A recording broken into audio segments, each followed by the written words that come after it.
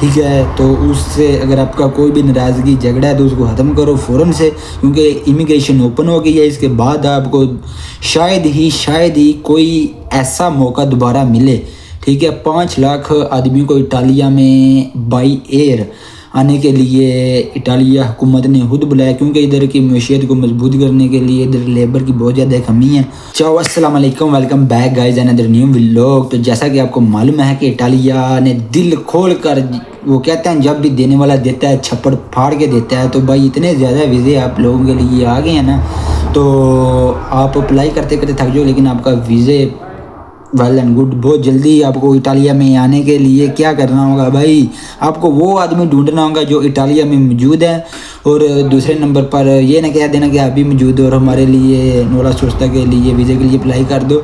तो आपको मालूम है कि मैं अभी इधर इटालिया में खुद नहीं हूँ, ठीक है। अभी मुझे ना कहना, अगर आपका और कोई रिलेटिव है वेल एंड गुड, बहुत जल्दी आपको इटालिया में आने के लिए क्या करना होगा भाई, आपको वो आदमी ढूंढना होगा जो इटालिया में मौजूद है, और दूसरे नंबर पर ये ना कह देना कि आप भी मौजूद हो और हमारे लिए नोला सोस्ता के लिए वीज़े के लिए अप्लाई कर दो।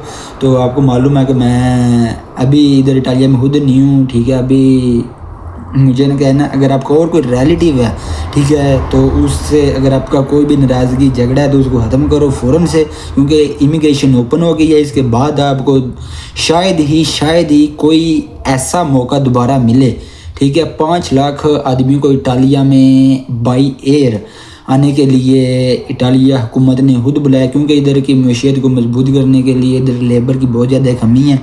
उनको पूरा करने के लिए इटालिया हुकूमत ने खुद पहले से ऐलान कर दिया था, लेकिन सन 2026 में ये काम शुरू हो गया।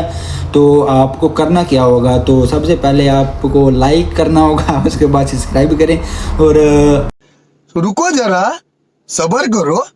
मज़ा ना आया इस वीडियो का तो अनलाइक डिसक्राइब जो मर्ज़ी है आप वीडियो को कर सकते हैं। तो भाई सबसे पहले आपने करना है कि जो आपका कोई भी रिलेटिव है अपने गांव का, ठीक है, अपने रिश्तेदारों में से कोई भी देखो जो इटालिया में इधर जिसके पास डॉक्यूमेंट्स हो, क्योंकि अभी पूरी यूरोपीय यूनियन में से सिर्फ वाहिद कंट्री इटली है जिसने अभी एमिग्रेशन अपनी ओपन किया, और किसी ने अभी तक एमिग्रेशन ओपन नहीं किया। आपने पहले कभी सुना होगा कि फ़लाँ एमिग्रेशन ओपन हुई थी तो वो उस वक्त का बाहर गया हुआ है, तो वो अमेरिका उस वक्त का गया था। तो ये अभी मौका आपके लिए है, ठीक है। आप भी इसी साल इधर आ सकते हो, इसी साल।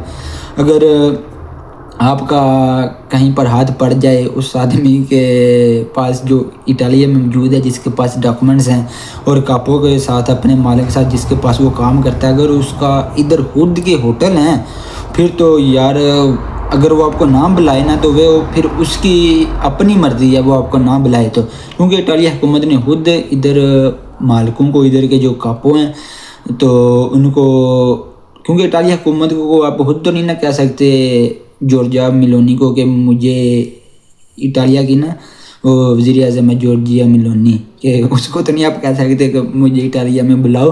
आप किसी मालिक किसी कापो के थ्रू ही आ सकते हो ना इटली में। तो अगर किसी का इधर खुद काम है, कारोबारी है, तो वो आपके लिए नोला सोस्ता, इधर एक इदारा नोला सोस्ता में आपके लिए अप्लाई कर सकता है। तो आपका नाम इंशाल्लाह ज़रूर निकलेगा, क्योंकि अल्लाह पर यकीन रखना चाहिए, ठीक है। तो आपको अपनी किस्मत आज़मानी चाहिए।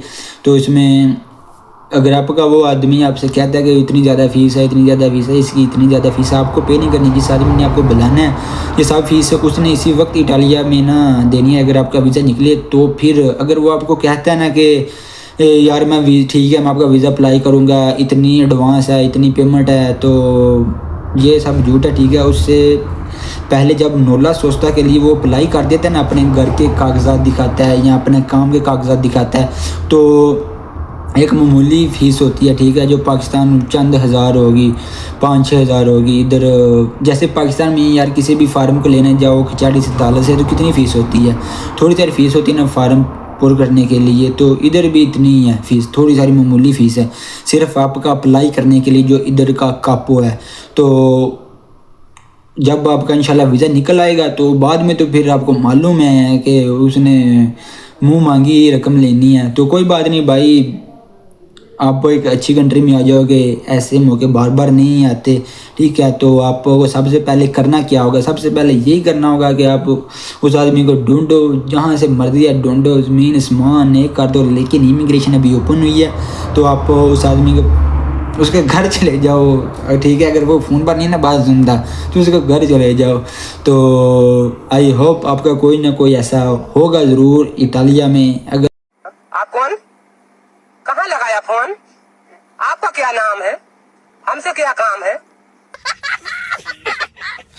अगर और भी किसी कंट्री में है तो वो आपके लिए कोशिश कर सकता है, क्योंकि जो यूरोप यूनियन में होते हैं तो उनके बहुत ज़्यादा दोस्त रिलेटिव्स ऐसे होती हैं जो अभी जैसे मैं आया था, मेरे साथ अवैस गुज्जर था, आहद है, मिक्की मिलानो बांग्लादेश से है, और भाई अरसलान थे, और ऐसे लड़के थे, और बहुत ज़्यादा लड़कियाँ हैं। तो जो भी कोई फ्रांस है, कोई स्पेन है, कोई पुर्तगाल है, तो अगर उधर की इमिग्रेशन ओपन होती है इमिग्रेशन है, तो मेरे बहुत अच्छे दोस्त हैं, तो मैं उनसे कह सकता हूँ यार तुम अप्लाई करो, उधर जितना खर्चा हुआ मैं तुमको दूंगा, ठीक है। मैं तुमको आधी रकम अभी दे देता हूँ, आधी वीज़े के बाद ले लेना। अगर अप्लाई हुआ तो फिर पैसे देने हैं, उससे पहले भाई कोई पैसा नहीं देना। उससे पहले ये 5 लाख बयाना दे देता हूँ, 3 लाख दे देता हूँ, 4 लाख दे देता हूँ, उससे पहले अप्लाई करने की कोई फ़ीस नहीं है, ठीक है। अगर आपका वीज़ा लग जाता है उसके बाद फिर उसके हक बनता है, ठीक है, उसको फिर दो। तो उससे पहले अगर आपसे मांगते हैं ना तो फिर उससे हाथ जोड़ो और कोई और आदमी तलाश करो, क्योंकि पैसा इतना आसानी से नहीं कमाया जाता।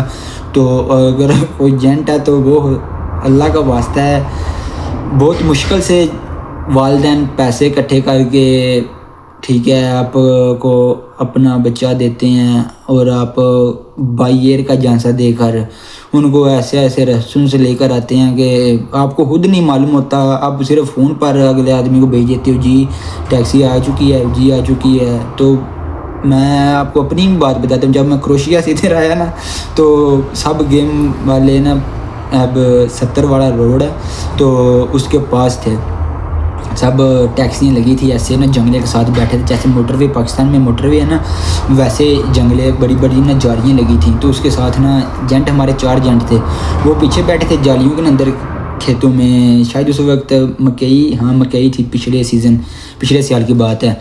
तो मकई की फसल थी ना, फसल ख़त्म हो गई थी, आधी ख़त्म हो गई थी, आधी है थी। तो 4 जेंट जाली की दूसरी तरफ थे और हम रोड के पास थे। तो हमसे पहले ना तकरीबन से 60-70 आदमी, औरतें, चाइनीज़ फैमिली सब थे, वो ना आगे चले गए थे, तो हम थे पीछे। तो जब गाड़ी वाले ने लोकेशन दे दी ना, तो लोकेशन बिल्कुल छोटी गाड़ी थी, तो वो भी ना 5 मिनट जैसे कर लो कि 1-2 मिनट के फासले पर दोनों गाड़ियाँ थी। तो जब हम सड़क के साथ ऐसे लेटे हुए थे ना, इतनी ज़्यादा ट्रैफिक होती है ना, बहुत ज़्यादा, बस दस्ती ना से छू मंतरी होना गाड़ी के अंदर। जब गाड़ी आनी है ना तो ऐसे ही अंदर दाखिल होना है। तो भाई अभी गाड़ी छोटी सारी जैसे नहीं होती वैगनर पाकिस्तान में छोटी सारी, ऐसी गाड़ी ना सिविल पुलिस आई। तो मेरी नज़र ना जो जेंट थे ना उन पर थी। तो जो मेरे साथ थे, एक पाकिस्तानी था, तो एक नेपाली था, एक इंडियन था, हम 4 थे। तो जब आकर गाड़ी रुकी ना, उन्होंने दरवाजे ओपन किए, तो जो पीछे जेंट थे ना, हम 4, वो कहते हैं मामे, आपको मालूम है पुलिस को कहते हैं। उन्होंने कहा ना मामे, क्रोशिया की बात है, क्रोशिया स्लोवेनिया बॉर्डर, क्रोशिया और बोस्निया बॉर्डर की बात है ये। तो उन्होंने कहा मामे। तो जब इतना कहा ना मामे, तो भाई उधर से जैसे पैरों के नीचे ज़मीन निकल गई ना कसम से, उसी वक्त मैं उठा और जाली क्रॉस की, ऐसे जाली क्रॉस की, मुँह धड़प करके नीचे गिरा। तो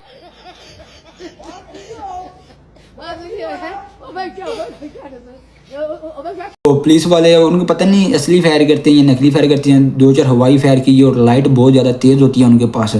तो हवाई फायर की, ये बारिशों का सीज़न था, क्योंकि आपको मालूम है यूरोप में बहुत ज़्यादा बारिशें होती हैं। तो मैं ऐसे भागता चला गया, जेंट तो पहले ही जाली की दूसरी तरफ थे ना, तो मैं भी जेंटों के पीछे पीछे ना भागता चला गया। तो पुलिस वाले देखते रहे, हवाई फायर करते रहे, उन तीनों को पकड़ कर ले गए। तो ये मेरा तीसरी चौथी बार बॉर्डर की स्टोरी है। तो फिर किसी नेक्स्ट वीडियो में आपको मैं पूरी स्टोरी बताऊंगा। तो जब मैं फिर जैसे तैसे वो जो जेंट थे 4 वो बोस्निया चले गए, मैं शार्ट करके आपको बताता हूँ, लोग एंड करते हैं। तो वो 4 थे वो बोस्निया चले गए। तो मैंने उनसे कहा यार मेरे पास बोस्निया की करेंसी है, तो इधर तो आगे क्रोशिया से आगे सब यूरो चलता है, तो मुझे को 5-10 यूरो दे दो, मैं ट्रेन की टिकट ले लूँगा। लेकिन अल्लाह जाने उनके पास थे या नहीं थे, लेकिन उन्होंने ना दिए। तो फिर मैंने सोचा यार वापस जाना है तो आगे इतना पानी, कहीं इतना पानी से गुजर कर जंगल से 3-4 दिन का सफ़र करके हम इस रोड पर आते हैं तो फिर पुलिस आ जाती है। तो मैंने सोचा वापस नहीं जाना, मैं सिर्फ अकेला ही था। तो मैं अल्लाह का नाम लेकर खुद ट्रेन के रास्ते से न सीधा, पहले ट्रेन से भी एक दफ़ा पकड़े गए थे, ट्रेन के साथ चलता गया। तो बहुत लंबी स्टोरी हो जाएगी। तो जब ज़ाग्रेब मेन शहर है क्रोशिया का ज़ाग्रेब, अगर आप ज़ाग्रेब में पहुंच गए ना समझ आप इटली पहुंच गए। जब मैं ज़ाग्रेब में पहुंच कर एक ना राजस्थानी था या हरियाणवी था, इंडिया का था, तो अल्लाह पाक उसको, मैं तो कहता हूँ ईमान की दौलत दे, उसके लिए इतनी बड़ी यही दुआ है। तो बहुत मैं भूखा प्यासा था, उसने मुझे 2 यूरो दे, एक पानी की बोतल, एक बिस्कुट लिए मैंने। तो उसने ना इधर वो भी अपना लगाया था, जो इंडिया वाले अक्सर आपने मेला फिल्म देखी होगी ना, तो मेला फिल्म में जो गुज्जर है उसने भी इधर लगाया था, जो पता नहीं तिल सिंदूर क्या बोलते हैं उसको, वो उसने ना लगाया था।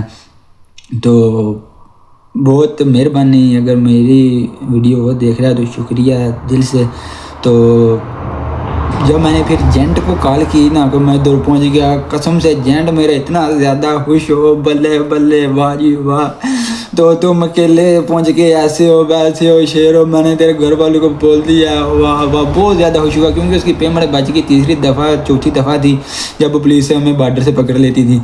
तो वो बहुत ज़्यादा खुश हुआ, दूसरे आदमी को बहुत ज़्यादा कहे वो नहीं आया तुम्हारे साथ, भागा नहीं, वो ऐसा है वैसा है। तो बस ये किस्मत की बात होती है, ठीक है।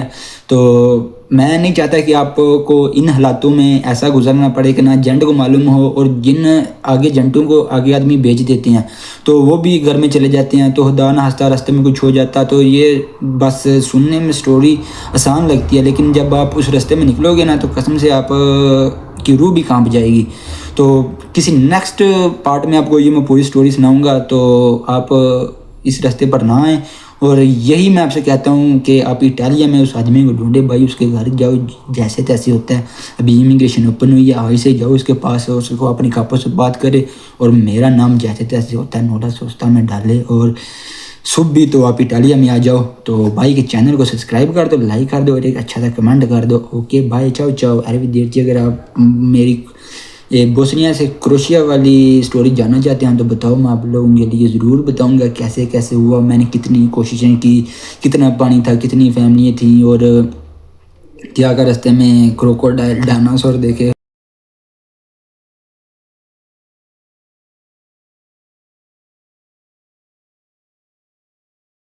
ये सब मैं आपको बताऊंगा को, ठीक है। तो अगर आप इन चीज़ों में इंटरेस्ट है, स्टोरी डेंकी की जानना चाहते हैं तो कमेंट्स में ज़रूर बताएं, ठीक है। तो कम से कम 50 कमेंट आने चाहिए नीचे डेंकी की स्टोरी के लिए। तो मैं आपको भाई अच्छे से बैकग्राउंड के साथ भाई बताऊंगा, सुनाऊंगा। अगर हो सके तो मेरे दूसरे दोस्त थे ना फ्रांस में भी, मिकी मिलानो, अवैस गुजर, आहद, ये चले गए हैं जो मेरे साथ इस ड्राइंग की में थे। तो एक तुर्की का भी था हमारे साथ, आबी कातशम, तो वो भी था। तो हो सके मैं उनको वीडियो कॉल पर लूँगा तो बहुत ज़्यादा मज़ा आएगा। तो भाई सराना जो भी पुर्तगाल में है। तो ओके बाय, चाओ चाओ, अरविदेर्ची। और एक लाडी भी था, अल्लाह हाफिज़।